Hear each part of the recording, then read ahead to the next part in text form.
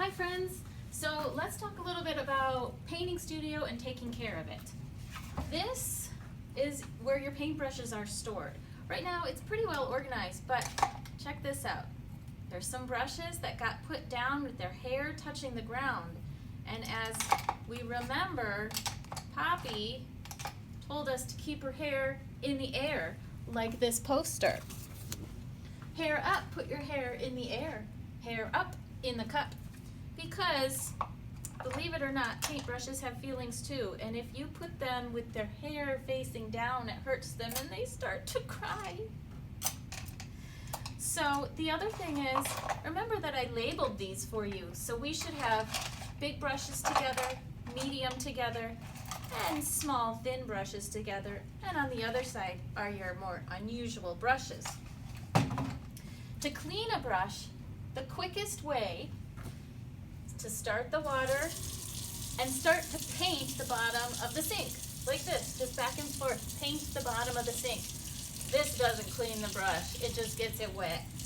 You gotta paint the bottom of the sink. Maybe even get your fingers a little wet.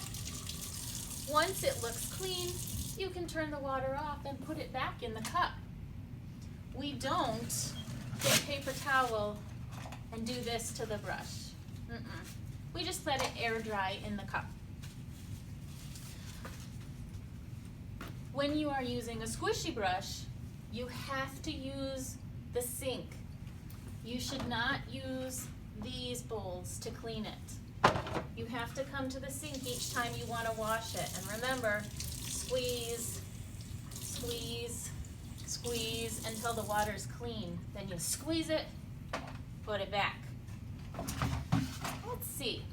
On our painting cart, your egg cartons with the paint in them should always be closed and never tipped. Can you imagine what would happen if I tipped this sideways or upside down? Oh boy. Your sponges on the middle row of your cart are for your brushes to take little naps. After they have gotten paint on them and you clean them, let the brush take a little nap on the sponge. Your sponge really shouldn't get paint on it. But at the end of class, when it's time to clean your sponges too. And do that by getting them wet, squeezing them out. Getting them wet, squeezing them out. Getting them wet, squeezing them out until the water's clean. Then squeeze all the water out and put it back here for the next class to use. And it goes in the middle shelf of your paint cart. Your water bowls, hopefully you remember my song, paint water cup, I'll fill you up, but only halfway,